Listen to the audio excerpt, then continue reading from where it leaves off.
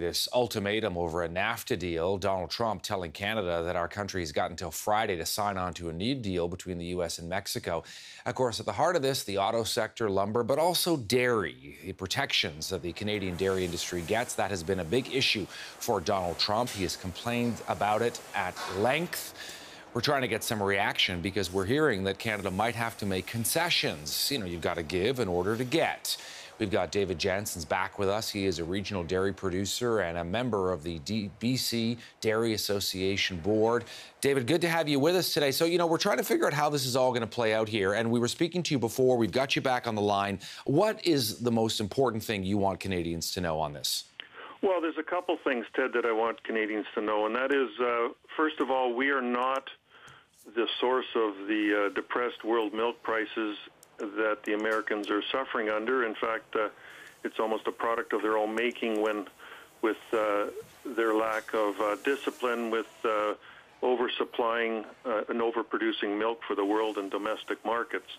What I want to tell Canadians is a couple things. One is the importance of food sovereignty, and that we want to maintain control of the standards upon which all food products are produced. And when they're produced in Canada, and in particular dairy, we can control and establish standards for animal care and for food safety and for traceability of our livestock, and those are all within our control. If we simply go to the international market to source our foods, we lose that control, and we believe that's important. And secondly, the discipline that's in the marketplace. Dairy farmers invest heavily in not only just promotion of our product, but more importantly, education of our children and dairy nutrition research, and speaking with doctors and dietitians to explain to them the importance and the power of including dairy ingredients and products in a healthy Canadian diet. So I think in many aspects, we feel this is a very important issue, not just obviously for myself as a dairy farmer, but for all of us.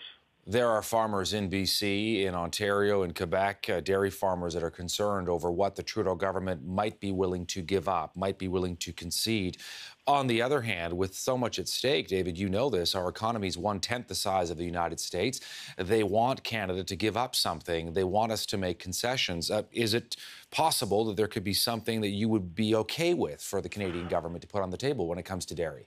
Well, I personally don't feel it's necessary for the Canadian government to do it. Let's, just look at the facts and see how much American dairy products is already coming into our country versus us sending it to the Americans. They already have, we feel, considerable access to our market right now.